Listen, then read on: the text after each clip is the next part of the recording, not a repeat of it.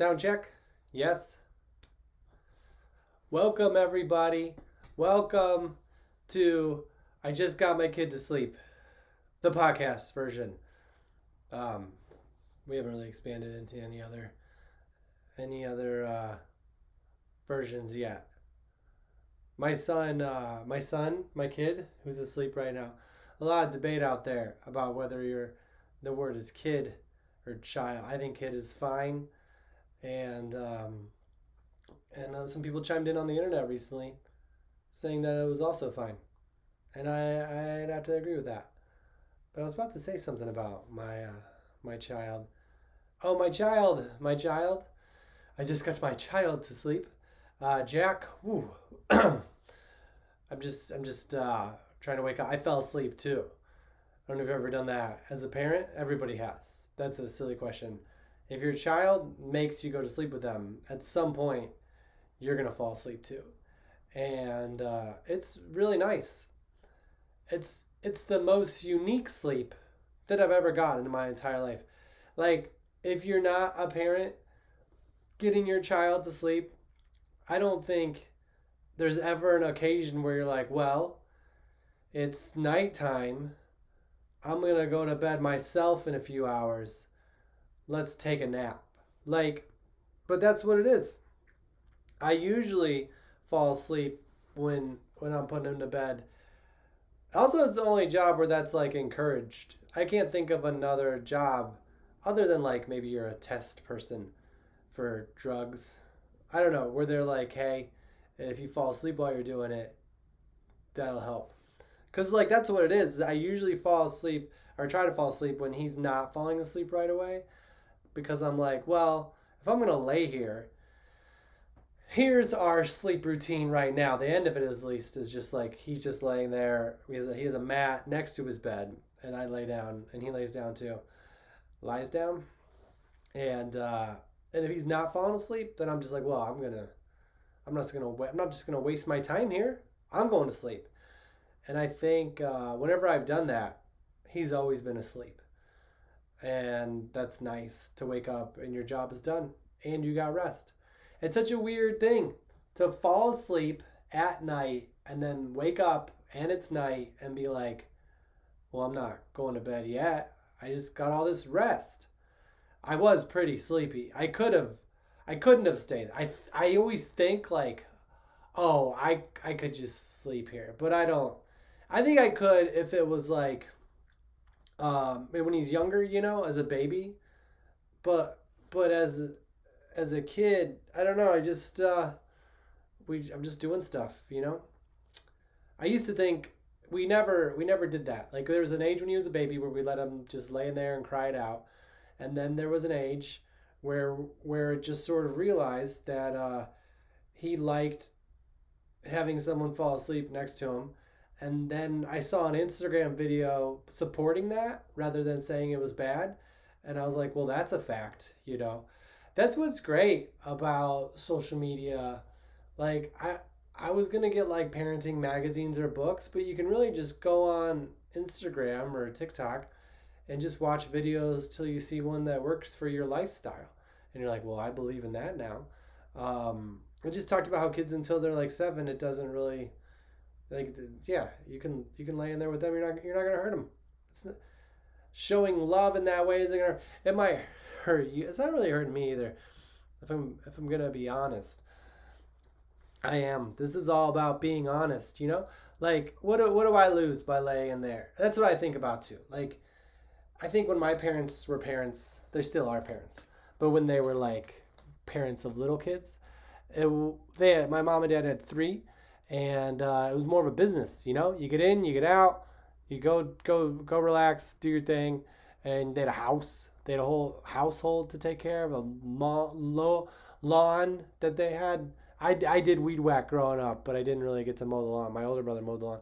There's a lot of stuff to delegate, the whole business. But I have a pretty small business. I have an apartment and one. And so he's going to get all my attention. He's my only customer. And I'm going to make sure that we're going to see how this one goes, right? Maybe in 20 years, we'll be able to be like, wow, it didn't matter, or it did. I hope it doesn't matter. I hope that as a parent, you can let your child fall asleep on their own, screaming and yelling and crying as if the world's going to be ending. They are just the same as they would be if you laid in there and they didn't do that. Um, I think growing up as a parent has really been a lot of just letting go of resisting, uh, just being like, all right, this is what I'm doing now. I'm just working it into my schedule. I remember when I first had to be like, oh, it's 4 hours to fall asleep. It's 4 hours. I have to be home 4 hours before he's gonna fall asleep. So that's just where I'm going from. Now it's a little easier because he's older and I can talk him into stuff. But there was a point where I was like, this is our pattern. He has a pattern at when he goes to sleep, and he can move. It's adjustable, but it's nice when you don't have to. Anyway, this is the episode. This is not the episode's not done. That would be crazy, right? Um, we did go to bed early, which is good. I would like to thank uh, the airlines I was flying yesterday. Special shout out to the Delta House Airlines, the fraternity of airlines. No, Delta. They delayed their flight 5 hours. I was supposed to fly from Atlanta to LAX. I was supposed to get in at 3:30, and then I would have like the whole 4 hours to get Jack ready for bed. And what happened was I got delayed so late that he was already asleep. And so there was no stress about like, is he going to get to bed in time to get a lot of sleep? So he went to bed early or whatever, woke up, I picked him up from school. It was great. It's weird when your flight gets delayed and you're happy. That's a strange thing. Because no flight delays ever bother me at this point in my life. I cannot be bothered by a flight delay. It's not going to happen. You could say you're going to stay in the airport for the next 3 days and wait for this plane to take off, and I'd be like, well, do we have internet? Like, that's how much of a life change it is to become a parent of a young child. You're like, I get a room, I get like I gotta wait for this plane, but it's just for me. So that's where we're at. If you're watching right now, I appreciate it. I am wearing my Tropicana Field T-shirt. It's from where Tampa's baseball team plays, the Rays, and I like baseball, and so I have that shirt on. It's pretty soft. I sell shirts after my show that are very soft, and this is like it feels like it was made in like 20 years ago, and it also looks like it, but it wasn't. And that's kind of the appeal, I guess, because if you buy some shirts that are made 20 years ago, they're gonna have like a hole in it, or you might not want to wash it as much. But if you get one that looks like it was, like with the artwork and stuff, um, that's pretty cool. I'm not wearing my contact, and we're starting. I don't know if we're starting again, but I paused that audio recording, and now I'm back. So I fell asleep, like I said, while Jack was going to sleep, and I had my contacts in, and so they got all red, which contacts are the best thing. Contacts and flight delays are the best thing. Some of the best things in my life. Flying is pretty cool, but the delay is like a free vacation. Contact lenses. I remember I had glasses growing up. Shout out to all the people out there with glasses. I had glasses when you had plastic frames and it wasn't cool for like a very long time. Like I had plastic frame glasses that were like kind of orange brown. I don't know how I picked that color. I don't remember picking that color. I don't remember being like, this is my dream pair of glasses. I kind of feel like they might have been discounted. I don't know. The only thing I know that's value to me of that color is that my stuffed animal Rusty as a kid was that color. It's like, but I don't think I'd ever be like, oh, this is my stuffed animal. These glasses remind me of my stuffed animal, so I'm gonna buy this so I can walk around during the day. They weren't Coke bottle. My mom said that when she was a kid that they didn't have the thing to make it not Coke bottle glasses. Like you just had glasses, and if your prescription was like crazy, you just had really thick glasses. They're like a Coke bottle, which is weird that my mom referenced that to me, because I don't think I had a Coke, a glass bottle of Coke until I was like an adult. And they started selling like the Coke that was made in Mexico with like real sugar, which is kind of cool. Um, but that's just, I got what she was saying though. But I just I think until this moment right now, reflecting on it, I always imagined that she was talking about aluminum cans. So I was just like, yeah, that would be hard to see to walk around with. Because the bottom of aluminum can it's kind of thick, I guess. I think it's weird how you would just accept things as a kid. I was just like, oh, Coke bottle glasses, right. And I pictured a can. And I was like, well, mom's mom, she's she might see the world differently. Their whole generation, but now I see the glass part of the Coke bottle. I see how that can be like that's like glasses. So I got glasses when you could make it so it didn't look like Coke bottle glasses anymore. I forget what they call it, but they can. My foot is just falling asleep right now. That's what's going on. My foot's like, go back to bed, fall back asleep. That is the wonderful part about this podcast. Is sometimes you'll see me after my son goes to sleep and I'm raring to go, and then sometimes you'll see me when I'm like, oh, I just could have kept sleeping. I couldn't have kept. I wouldn't have if I went to bed at 9 o'clock. That's what time he was. I fell asleep around 9. I don't know. That's a good time for us. He has school. He starts school around 9. We have to get there by 9:15. They have a pickup. I think I said that already. Drop off by 9. This is like episode 6, I think. So there's gonna be some stuff that I'm like, I already talked about that, Michael. What are you doing? What are you doing still talking about that? Anyway, he goes to bed at 9. He can almost sleep 12 hours. Don't judge me. And 7's the best time, they say. It was still light out at 7 though. I know that 7's the right time because if you watch Peppa Pig and they're going to bed, it's always on like right at 7 p.m.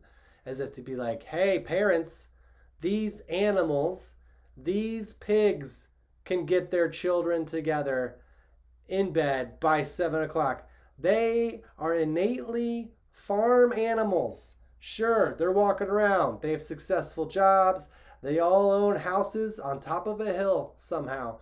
But they somehow have their life together enough to go and get their kids to bed by 7 p.m. That's how I feel when I watch Peppa Pig. No, I do think it's a good example. And I think when he's in school next year and starts school a little earlier, we'll aim for 7. I think we could have done 7 tonight. But if you can't just make the big jump, Anyway, anyway, buying time until I remember what I was gonna say. He sometimes I couldn't have went to sleep at 9. That's what I was trying to say. I just can't go to sleep that early. I work at night. I work nights. If you don't know that about me, I'm a stand-up comedian. Also, I'm a podcaster. And one of Jack's shows talked about how parents work at night and how they have to sleep during the day because they work at night. And he said that to me. I forget how he brought it up, but he was like, Dad, you work at night, right? And I was like, yeah. And he was like, well, how come you don't sleep during the day? And I just wanted to be like, I try to. When you try to take a nap, that's when I'm trying to sleep during the day. I just want to be like, what are you talking about? Anyway, he just wants to hang out. Kids just want to hang out. That's all they want to do. There's nothing wrong with that, really. Probably. Who knows? Who knows? Who really knows? There's so many things that this is a real parent-centric podcast so far. And the goal, the dream is to have it for everybody. But just in case, I feel like it applies to everybody.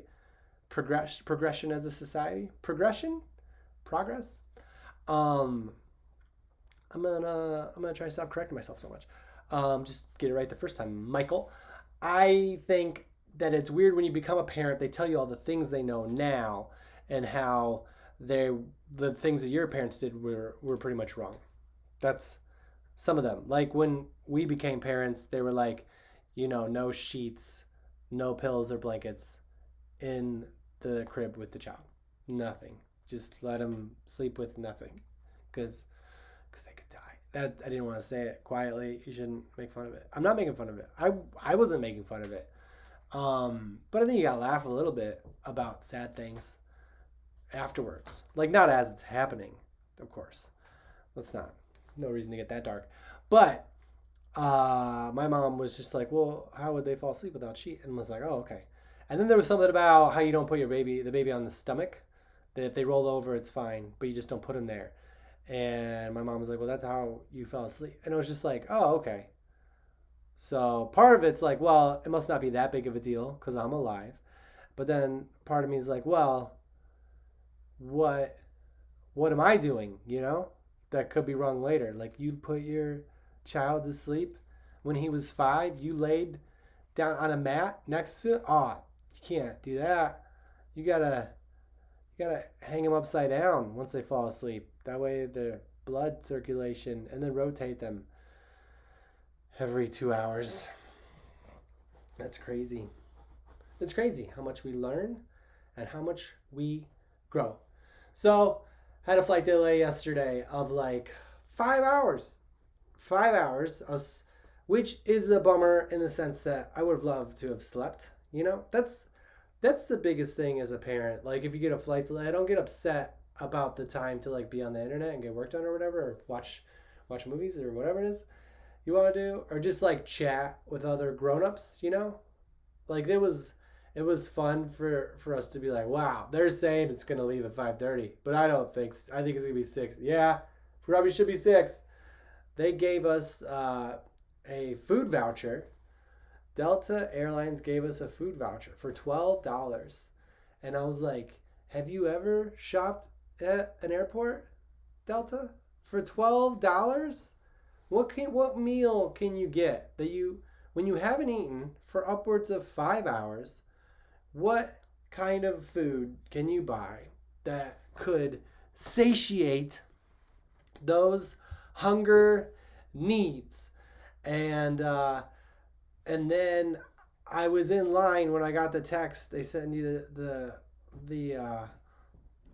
little voucher via text. They even said that. They're like, if you have a phone number or an email address, you'll get the voucher on your phone. But they weren't like, if you don't, here's one. They were just like, you just don't get one. I think the only way to buy a ticket now is to have a cell phone. I think you can't do it without one. Maybe you can just print it out if you don't have access to your email on a smartphone. Everyone's got to have a smartphone. Why did they call them smartphones? Now they're just phones. That's just a phone now. If you have a phone that is not a smartphone, that's not a phone anymore. That's an old piece of equipment. That's an outdated technology thing. Like if your phone is just a phone, then that's not a phone anymore. I don't know what it's called. What should it be called? It should be called a button block of plastic and glass. Because if someone's like, oh, I left my phone at the restaurant, you're like, whoa, that's like a computer. You're not like, oh, one of those things with a cord, Anyway, this is where we really get into it, huh? Man, we were parent-centric, but now I fell off of it. I was going to say something earlier about the other stuff. Anyway, I was in line at Starbucks because I wanted to get breakfast, because I had lunch kind of for breakfast. Do you ever do that, listeners? Do you ever eat lunch for breakfast because that's your only choice, and then you swing back around? I always swing back around. Something you don't know about me is I'm getting breakfast in, because it's kind of a fake meal, if we're going to be really honest, and I am. That's what this is all about, honesty. If we're going to be really honest, breakfast is pretty much just like get some food in you. This is cake. We'll call it a muffin, like that sort of cereals. It's all good, but it's fun to eat. I would say breakfast is the most fun meal for me to eat, because there's no there's no part you got to push through, like I guess if you're eating, you should never oh, I got to push through this or whatever. But sometimes if you have dinner and someone made vegetables, or you made vegetables, you might not love every part of those vegetables, but it feels good to eat them on some level. But breakfast, it's it all Fruit, I guess, would be the toughest, and even that is amazing. Like if you stop eating I stopped drinking pop for a little while. I'm back on it, and I love it, and I think everybody should. No, I don't think everybody should. But I then you eat like a blackberry, it tastes like Coca-Cola. That's that's how good fruit can be if compared to nothing else. Oatmeal might be hard to eat, but you can put like a little brown sugar, some breakfast is so fun. Lunch can be like, is this bread gonna be hard? Like, am I gonna have to eat a salad? Like, I gotta choose between fries and a salad. I always, when I travel, I try to eat a little like balanced between healthy and not healthy. I think it's you can go and have French fries. Like, I'll order French. I had like this past weekend, I had French fries almost every day. Um, but there was if I am at a fast food and I order like a side of something else, and they give me French fries anyways. One one time they did that, and they're like, "I'm so sorry," and I literally was like, "No, thank you. I was trying to do the right thing, but now I know that this is the right thing." And and I don't know if I said it like that, but I felt like that, and I was just like, "No, this is really I really wanted. I was just trying to be good or whatever." But breakfast is, an infallible, can I use that word? It's a perfect meal. It's juice. Okay, juice is awesome. Milk, fine. Cereal, boom. Cereal is amazing. Fruit, bagels, ba- maybe as a kid you don't care, but bagels as an adult is like, what? They say it's like four slices of bread, and I believe it. It's the best. Butter or cream cheese, really. Then fruit, it's just like, and then some people eat eggs. Eggs is probably like the healthy thing, but that's also amazing. That's eggs smell great when you cook them. They look awesome when you cook them. They like crack and sizzle. It's like an omelet with things in it. Can't go wrong. I'm always gonna get breakfast. I'm always swinging around. So, anyways, for lunch, when I got to the airport, because I thought we were gonna have to board right away, I just got a sandwich because I didn't see any breakfast spots, and it was a great sandwich. And there was a basketball game going on. The Bulls were playing the Knicks, and I was like, this is meant to be. The flight was delayed a little bit. I'm gonna eat this like turkey club sandwich. Turkey's great. It's a good go-to lunch. Turkey's been like my lunch go-to for the majority of my life. When I was a kid, I did salami for a while, which I would go back to in a second. Really, when I was really young, I had just had cheese sandwiches for a little bit, and then I got kind of made fun of as a kid for having cheese. No one's really make fun of you for what you eat. I think that's true because no one really knows. What's perfect for you? This is the food part. Anyway, sometimes when you do a podcast, you feel it like, oh, this is really helpful. This is at least entertaining.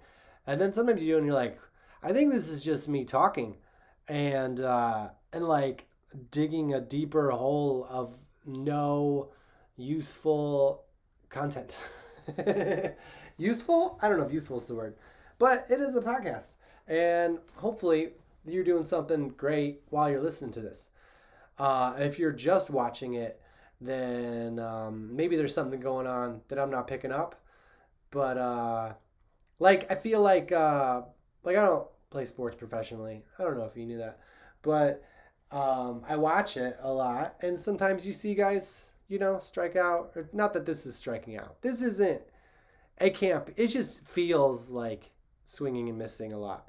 And I think that's partially because I just woke up. That's what this podcast is called. I just got my kid to sleep and I just woke up. But sometimes you can do great things when you wake up. They say that Tom Brady fell asleep before he won a Super Bowl the first time. Like, not just the night before, but in the locker room. Anyway, so I'm in line at Starbucks to get my breakfast because I already had lunch. And I knew when I got home, whenever that would be, I was going to do dinner. And I get the notification of the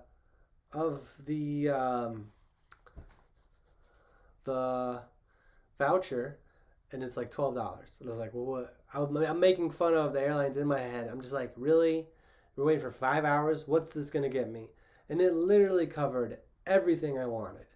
I got a bottle of Fiji water, like the Fiji water, the water that's not touched by human hands. I got oatmeal, perfect thing for breakfast with things that come in it. And then I also got a cinnamon raisin bagel, which I heard Starbucks was getting rid of cinnamon raisin bagels, but the one in the airport had a cinnamon raisin bagel. Cinnamon raisin bagel is such a good bagel choice because you got cinnamon, healthy. You should eat cinnamon every day. I heard raisins. That's grapes. That's tired grapes, but still delicious. In bread, it's just like sweet. They probably had sugar too, but it's so good. So I'm so excited, and I'm at $11, and I have $12. So I was like, throw that scone in there. Let's use the whole thing. I'm not here to save them money. Um, and then I ate it all. Anyway, so I got the flight delay. As a parent, when you get delayed travel wise, unless you're with your kid, then it's the worst. Um, it's not the worst. It can be really fun if there's like a playground at the airport if you get delayed, because then it's like you don't have to like wear them. They're gonna be worn out on the plane. They might fall asleep. I don't know. I feel like I've given up. Not on this. I will never give up on this. I've kind of given up as a parent, and he's too young to give up. Now I haven't given up, but like all my beliefs that I held strong on when he was younger, I feel like I've been proven wrong so many times that I don't know what to believe anymore. Like food wise, I'd be like, oh, you gotta eat this, you gotta eat this.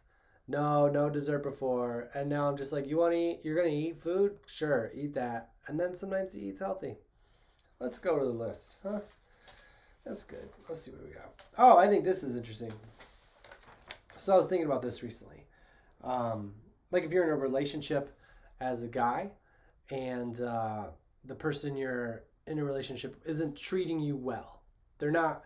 It's like pretty much black and white that in some way or another they're mistreating you.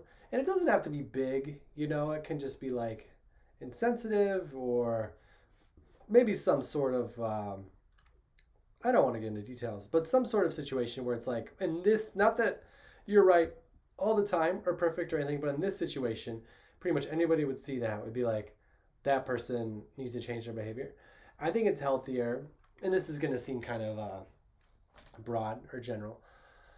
I think the other thing that could be different about this podcast is I took my contacts out, which I love contacts, I said earlier. And I don't have my glasses on because I don't need them for this close. I can see all of you out there. Well, I can't see any of you, but I can see you seeing me. I feel like I can make the connection. I remember the first time I wore contacts in my entire life because I had the glasses. That's where we were. That's when this thing was doing well. I had the glasses, and my mom was like, oh, they're not Coke bottle ones. And I pictured aluminum cans. I'm an idiot. I don't think I'm an idiot, but I was like, that's where your brain is as a kid. You're like, all right, mom. Yeah, so that's the analogy you guys use as kids, was aluminum cans for glasses? Okay. Yeah, I must have been a different generation. Anyway, I realized you're talking about the glass bottles, but I had the plastic frames that were orange, and it wasn't cool. If you see pictures of it from the perspective of now, you wouldn't be like, oh, that's cool. You'd be like, that was a nerdy kid. Like, I didn't look cool because I think those kind of glasses look cool on adults because they're obviously choosing it. It's not their parents being like, well, this is the cheapest. I don't think my parents, they wouldn't give me the cheapest quality ones. I don't know. It was the 80s, I think. Maybe it was the 90s. When I had glasses, it was definitely the 80s. And maybe that was what was in style. It just didn't stay. Like, I think I got it right on the cusp. You ever been on the cusp of a style? Oh, this podcast is really taking off now. I don't know if I should comment as much, though. Chime in the comments on how much I should comment. Or don't. I kind of like not knowing because I don't want to be self-conscious. But if you think I really should know, then, it can be fun to talk about the next day or the next podcast. But on whether I should comment about how the podcast is going during the podcast. And we're like a half hour in. So the fact that you heard that, I'm very happy you listened this far. But why wouldn't you? I think I'm still self-conscious about the shirt. I don't know. I might be too old to wear t-shirts with words on them. I'm not like someone who's like really into comic books. And I feel like sports, if you're going to the game, or if this is your team. But this is just like a field that I like on my shirt. It says Tropicana Field. It's from a cool company. And I thought the baseball field was cool when I was there. But I didn't buy. I ordered it because it looked soft and cool, and I thought it might be a good style. But I just don't know. Anyway, I had those glasses, and finally, I got wire rim ones, the next pair of glasses, and and that was cool. It was, I don't know if it was ever cool, but it was better. And then I got contacts when I was probably like in fifth or sixth grade. I didn't think it had to be eighth grade. Wow, Michael, I know it was like eighth grade because I remember in seventh grade basketball I had rec specs. Remember rec specs? Horace Grant, you know Horace Grant, the basketball player, he wore rec specs, and I heard the story. He played on the Bulls when they won 3 championships, the first three-peat, which has got to be kind of hard, to only be on one of the peats, the first peat, the pre-peat. I wonder if you refer. I'm one of the pre-peats, not the three-peats. So if you don't know, the Chicago Bulls won 3 championships 2 years in a row. They call it a three-peat. Horace Grant was one of the players that was only on the first three-peat. He was replaced because he probably got more money, which I think it'd probably be cool to win 6 championships rather than. Can you imagine Dennis Rodman and Horace Grant? Anyways, I heard that Horace Grant wore rec specs even after he got laser eye surgery because he wanted kids to know that it was cool to wear rec specs. And I'm here to say right now that thank you, Horace, but we still didn't think it was cool.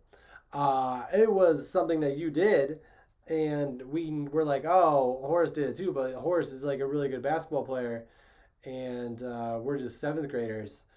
We lost all our games seventh grade on the A team, and I don't think the rec specs were helping us. People really judge you as an athlete on your eyewear, and basketball's not a sport where you want some, unless it's like a whole face mask because you got busted in the face. Anyway,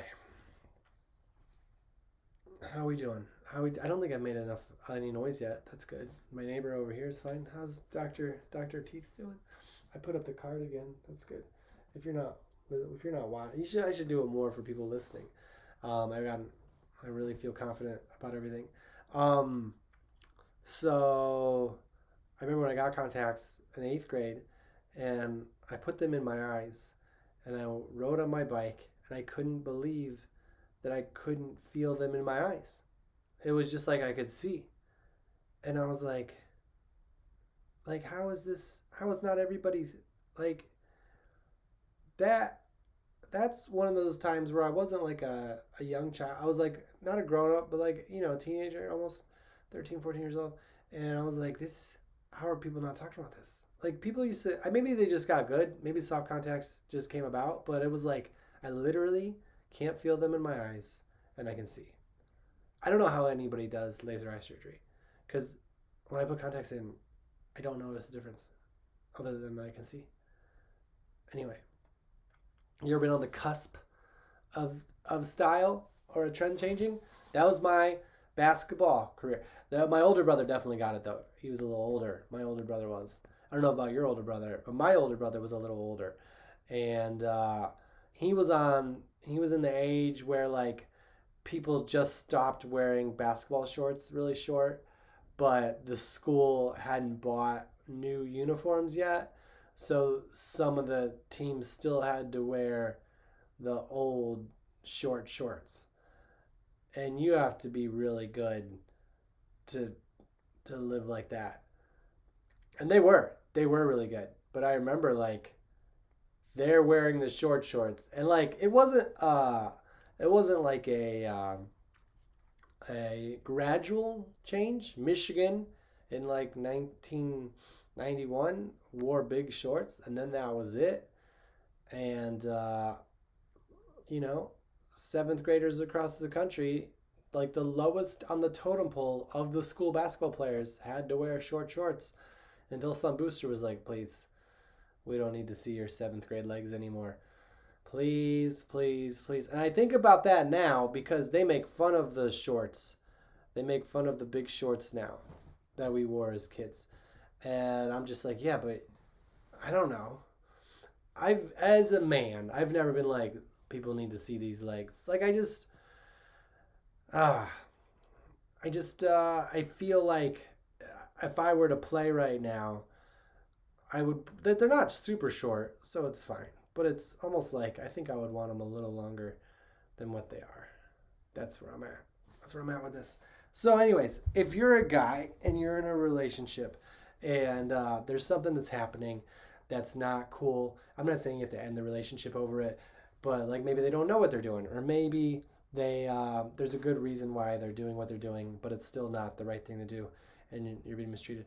I would say don't go talk to your women friends about it, or like a woman therapist, anybody, because I feel like I don't know how this is gonna come off, but I feel like in my experience, um, women can get very defensive of their friends or their sons or their brothers or their cousins. They get very uh, defensive of them being mistreated, and so their advice is just like, how could they do that?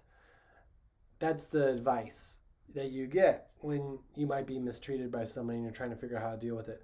They're like, but how could they do that? That's what the woman says. And it's really hard as a man in this scenario where I'm talking about men, but it can be any gender at all.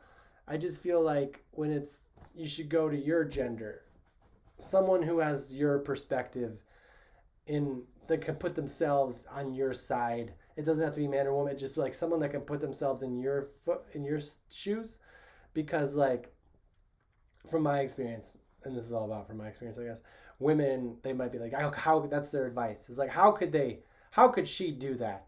How? And that's not helpful. Like that's just like, yeah, what do you say? Like, yeah, how could she? But what do I do? And then they just exclaim it more. She did that? No, that's not okay. Not okay. She took your car and you had to walk? Not okay. And it's just like, oh, okay, but what do I do?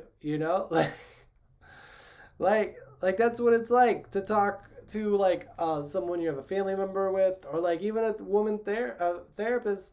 In that situation, when you're in a relationship where something's happening that's not cool, they're just like, no. And in one sense, that's healthy to have someone clarify that for you, because maybe you're not at that step. I was in a relationship a long time ago. You wouldn't know her, and I didn't see it right away. I didn't talk about it. I didn't see it. I didn't believe it. I couldn't, because when you first start dating somebody, I feel like is when you look for that stuff. You're like, okay, where is this gonna go into? I'm picturing a volcano right now. Like when is the ground I'm on gonna turn into lava? I'm a dad.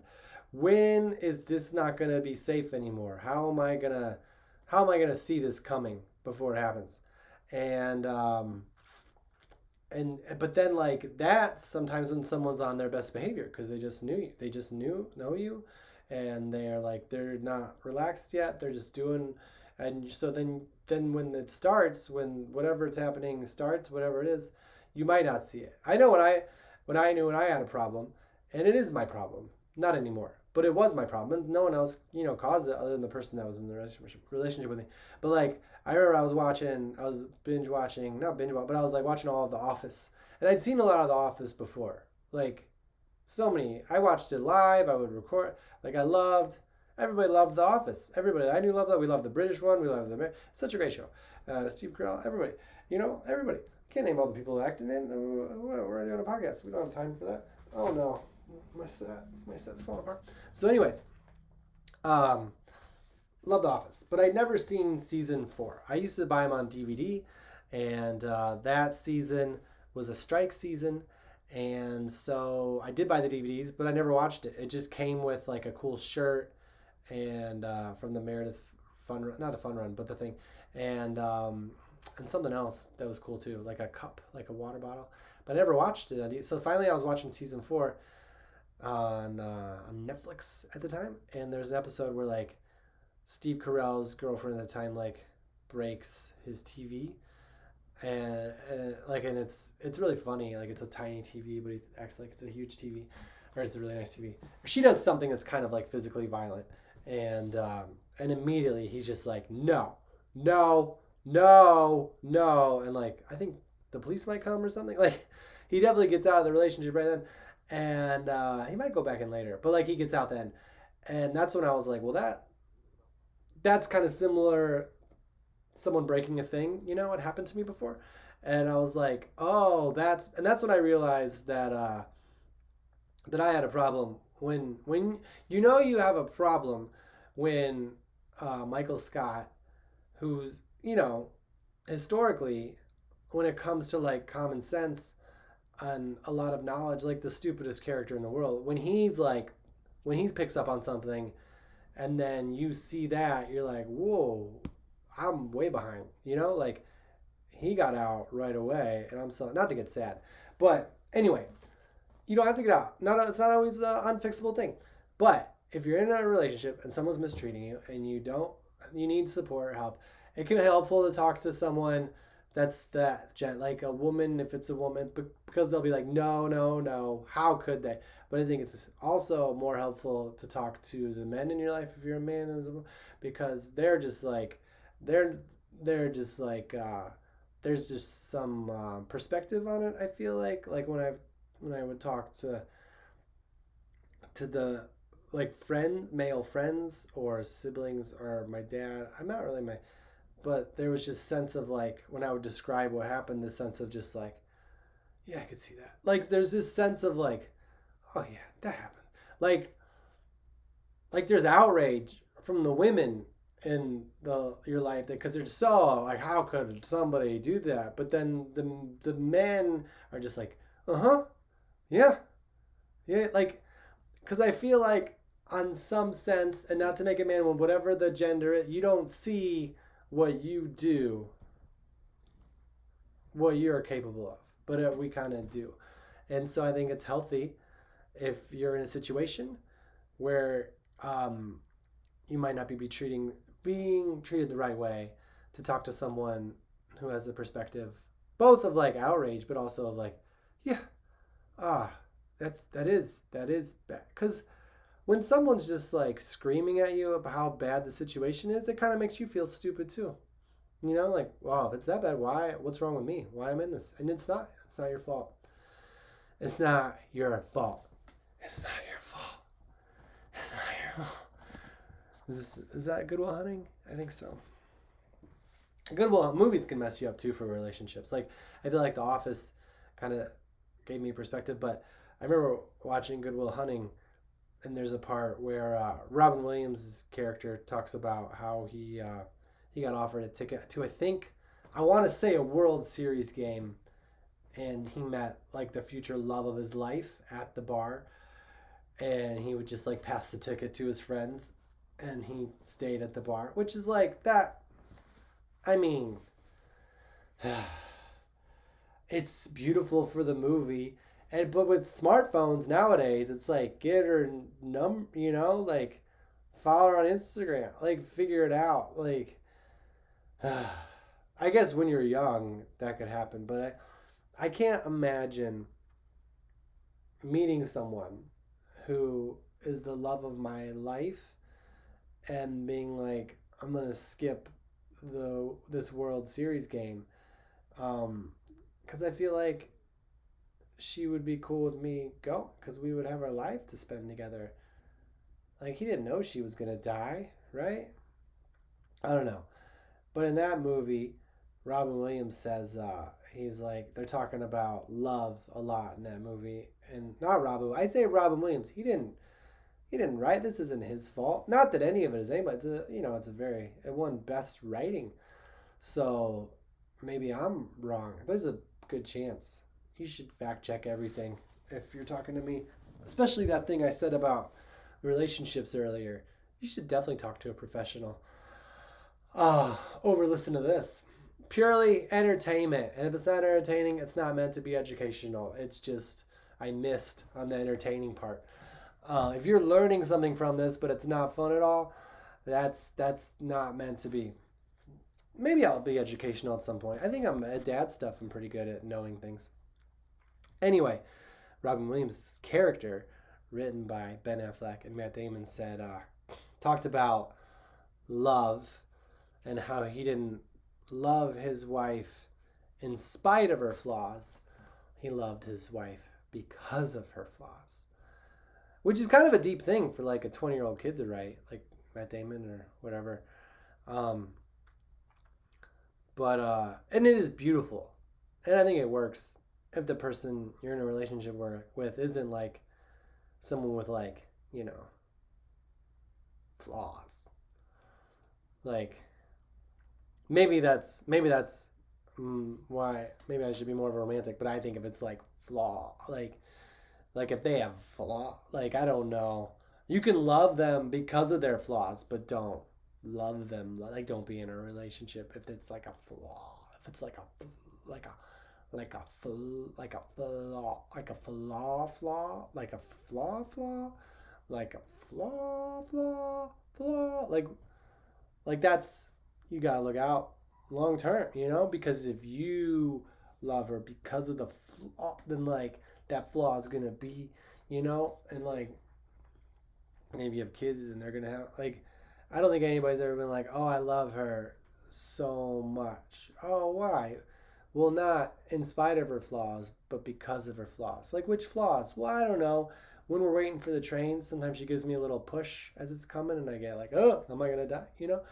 Like because of her flaws. That's why I love her. But people love people for weird things. All is fair in love and war. I don't know who said that, but I think about that sometimes. It's not really fair. I don't think anybody. I mean, war. Gosh, that's the whole. There's all these like. There's a history of wars that are won by people who are like, yeah, there's no rules to this, right? It's like when you make rules in war and you follow them, it's like you're playing a 5-year-old in a card game. It's like, well, these are the rules. And you're like, no. Jackson and I were playing, he got a deck of cards from his mom. They were Harry Potter cards. And so he wanted to play this game. And we sat down to play this game. And they're just normal cards, like all the things, but Harry Potter characters on them and things. And they're cool. And he knows about Harry Potter and from video games and stuff. And so he like, at first I felt bad because I know that when Jack wants to play a card game, all I have to do is let him win. And then, this is going to be done soon. And I felt a little bad because it's not like he was like, sometimes he'll do it before bed. I'm like, yeah, we'll play this game. And then I make it so he wins and then we get to go to bed. But this was like 4 o'clock, 4 p.m., and to the 4-hour mark of bedtime for sure.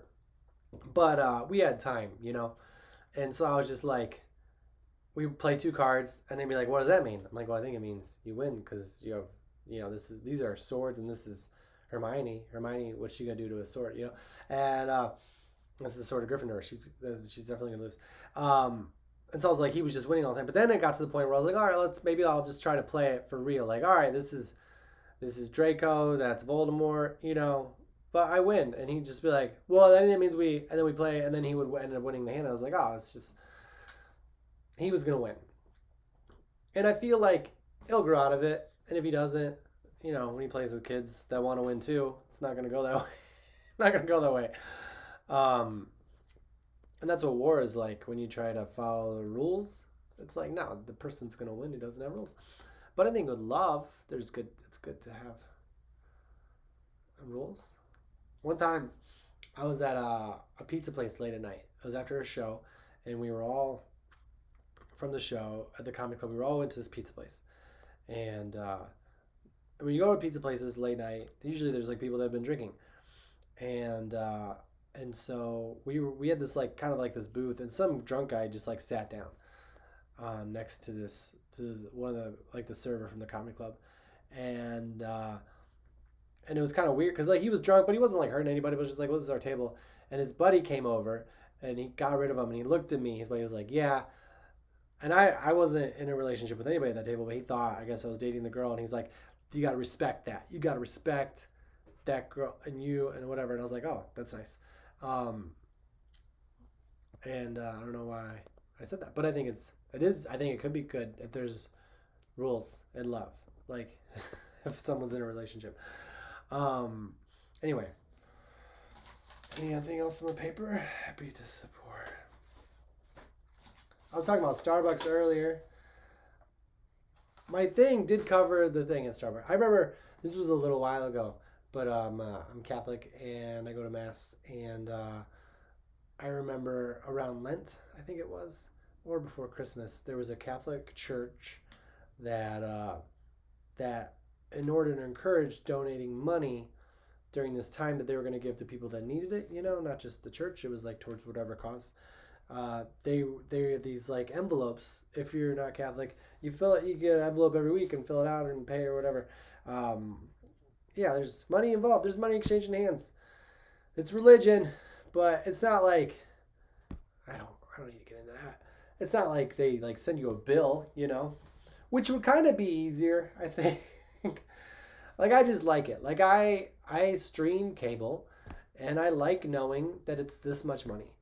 And if someone was like, "Well, this is how much it costs to stream, your religion into your home," I'd be like, "Well, that's what it is."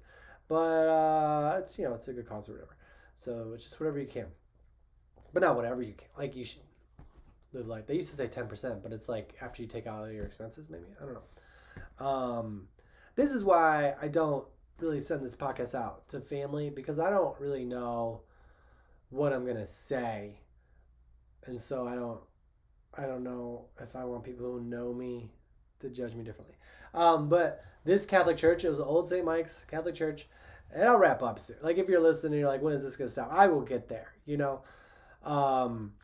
This is about how long it usually is, unless that first part where it cut off, I cut off. But I think I'll just keep it. This is good. The Starbucks.